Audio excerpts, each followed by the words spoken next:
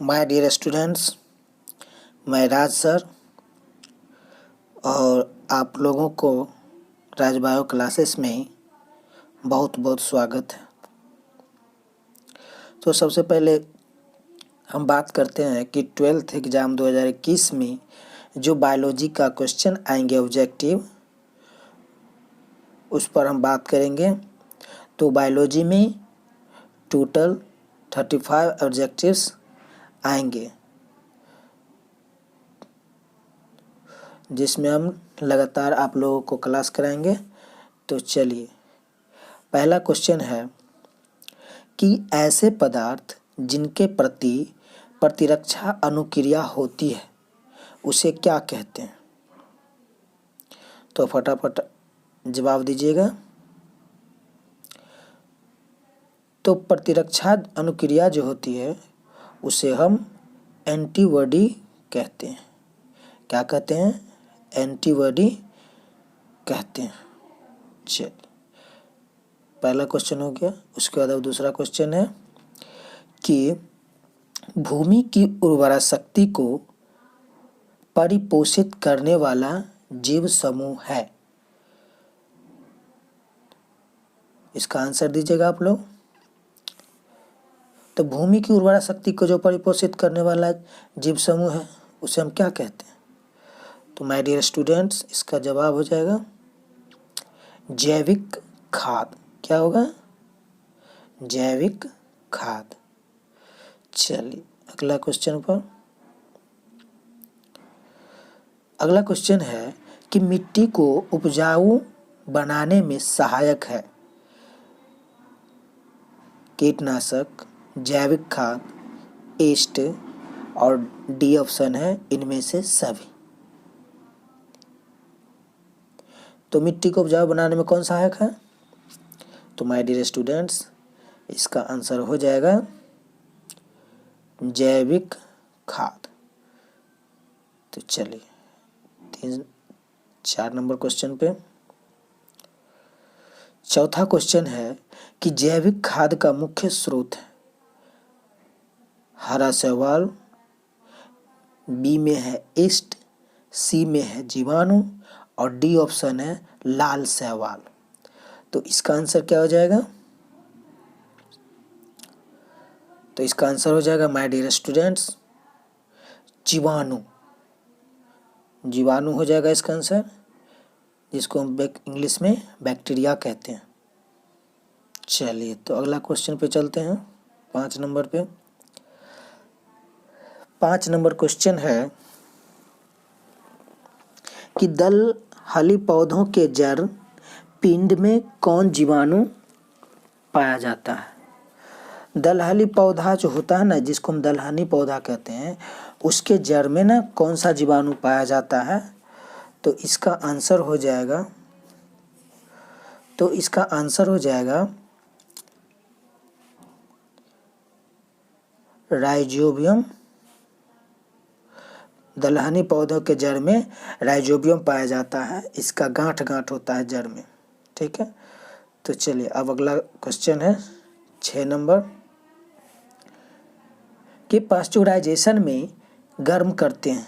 Pasteurisation जो होता है उसमें गर्म करते हैं, कितना डिग्री टेम्परेचर पर गर्म करते हैं? तो माय डियर स्टूडेंट्स, इसका आप लोग जवाब दीजिएगा।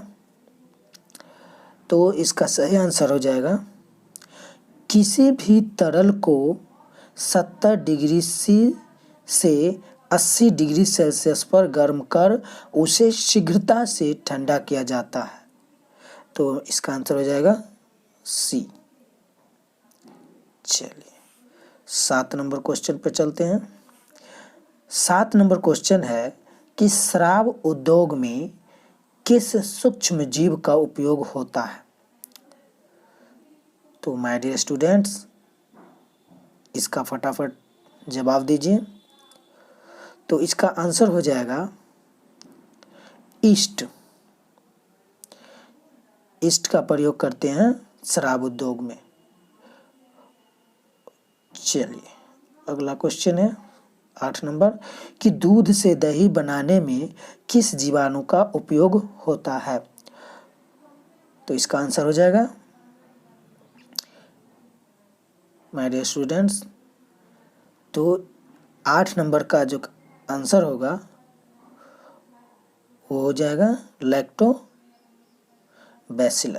क्या होगा? लैक्टोबैसिलस।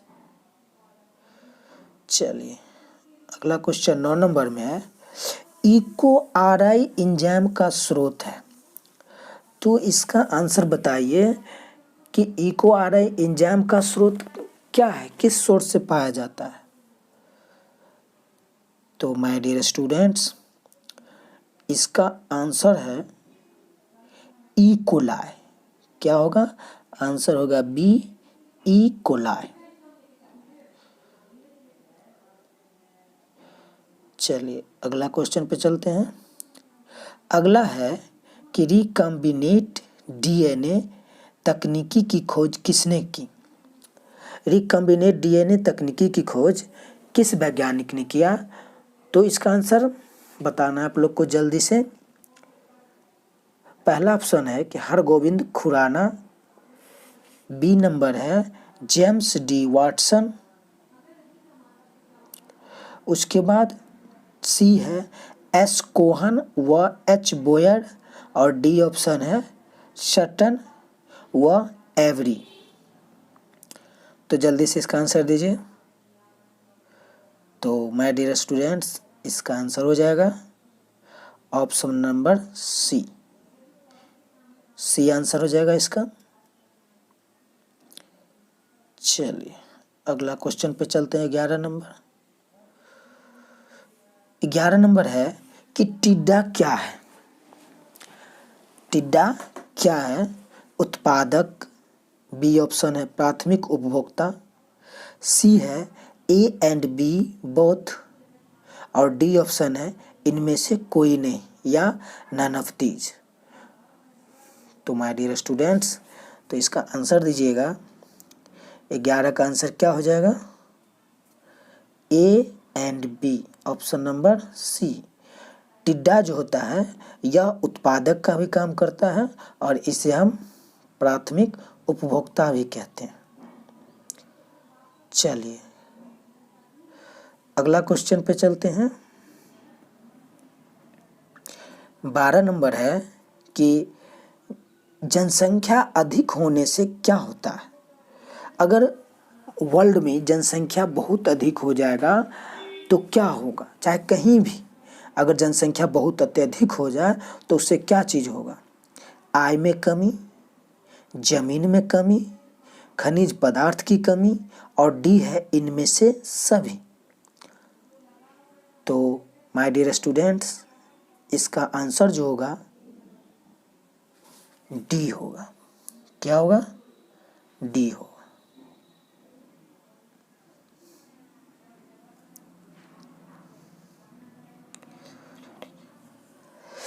और 13 नंबर सवाल है कि एक पारिस्थितिक तंत्र में हरे पौधे हैं। एक पारिस्थितिक तंत्र जो होता है उसमें हरे पौधे क्या कहलाते हैं?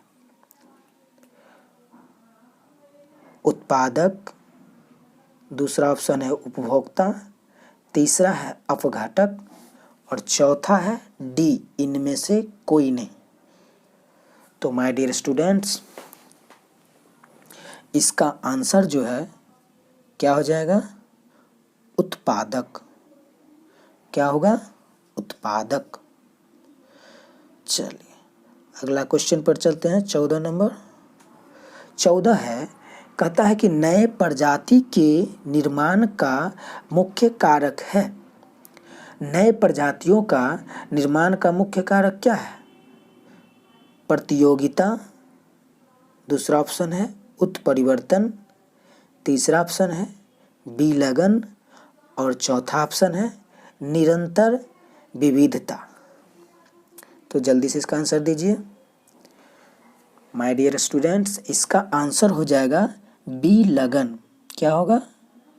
बी लगन। चलिए तो अगला क्वेश्चन पर चलते हैं। 15 नंबर। अगला क्वेश्चन 15 नंबर है कि निम्न में से कौन आहार श्रृंखला सही है। इसमें जो आहार श्रृंखला है कौन सही है?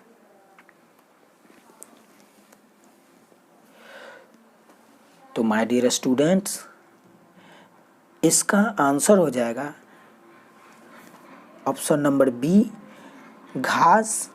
घास को बकरी खाता है और बकरी को शेर खाता है, यानी ये सही श्रृंखला है। क्या है? ये सही श्रृंखला है, ऑप्शन नंबर बी।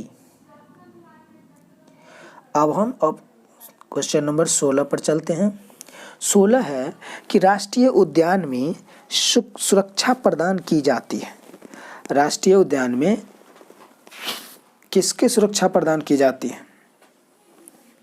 पहला ऑप्शन है फ्लोरा की, दूसरा है फाउना की, तीसरा है पारिस्थितिक तंत्र की, और डी ऑप्शन है ए एंड बी बोथ। तो इसका आंसर हो जाएगा, फटाफट आंसर दीजिए माय डियर स्टूडेंट्स। तो इसका आंसर हो जाएगा पारिस्थितिकी तंत्र। चलिए माय डियर स्टूडेंट्स, अब 17 नंबर क्वेश्चन पर चलते हैं। 17 है कि गिर अभयारण्य प्रसिद्ध है। गिर अभयारण्य जो है किसके लिए प्रसिद्ध है? चिड़ियों के लिए, दूसरा ऑप्शन है घड़ियाल के लिए, तीसरा ऑप्शन है शेर के लिए, और चौथा आंसर है गेंडा के लिए। तो गिर अभयारण्य जो है किसके लिए प्रसिद्ध है? शेर के लिए। किसके लिए? शेरों के लिए। चलिए माय डियर स्टूडेंट्स, अब 18 नंबर क्वेश्चन पे चलते हैं। 18 नंबर क्वेश्चन कहता है कि रेड डाटा बुक में सम्मिलित हैं। हम रेड डाटा बुक जो तैयार करते हैं उसमें क्या चीज़ को कलेक्ट करते हैं? तो माय डियर स्टूडेंट्स, इसका आंसर फटाफट दीजिए और आप लोग कमेंट में बताइएगा, कमेंट करके कि कितना सही हुआ 20 में से। ठीक है, चलिए तो 18 का आंसर जो है ऑप्शन नंबर बी होगा। दुर्लभ हो रहे पौधों की लिस्ट तैयार की जाती है, सूची तैयार की जाती है। ठीक है, चलिए अगला क्वेश्चन पर चलते हैं। 19 नंबर अगला है कि लाइकेन सूचक है। लाइकेन जो है क्या चीज़ को इंडिकेट करता है? CO2 प्रदूषण का, ऑप्शन नंबर बी है SO2 प्रदूषण का, और सी है CO प्रदूषण का, और ऑप्शन नंबर डी है जल प्रदूषण का। तो माय डियर स्टूडेंट्स, इसका आंसर फटाफट दीजिए। तो इसका आंसर हो जाएगा SO2 प्रदूषण का, ऑप्शन नंबर बी। लाइकेन जो है SO2 प्रदूषण का सूचकांक है। ठीक है, अब लास्ट क्वेश्चन है 20 नंबर। तो इसका ऑप्शन देखिए, इसका आंसर हो जाएगा, कहता है कि WHO के द्वारा ध्वनि प्रदूषण का कौन सा मानक सही है? WHO का सबसे पहले फुल फॉर्म जान लीजिए कि WHO का फुल फॉर्म होता है वर्ल्ड हेल्थ ऑर्गेनाइजेशन। तो वर्ल्ड हेल्थ ऑर्गेनाइजेशन के द्वारा ध्वनि प्रदूषण का कौन सा मानक सही है? तो माय डियर स्टूडेंट्स, इसका आप लोग आंसर जल्दी से दीजिए। तो इसका आंसर हो जाएगा ऑप्शन नंबर ए, 20 से 30 डेसिबल। क्या हो जाएगा? 20 से 30 डेसिबल। तो आप लोग कमेंट करके बताइएगा कि 20 क्वेश्चन में से कितने सही हुए, और आप लोग को लगातार ऑब्जेक्टिव कराई जाएगी, और ऑब्जेक्टिव के बाद हम ज़्यादा कोशिश करेंगे अति लघु, उसके बाद लघु, उसके बाद दीर्घ, सारी चीज़ की तैयारी कराएंगे। तो इसी के साथ क्लास ख़त्म है। तो अगले क्लास में कल हम मिलते हैं। चलिए।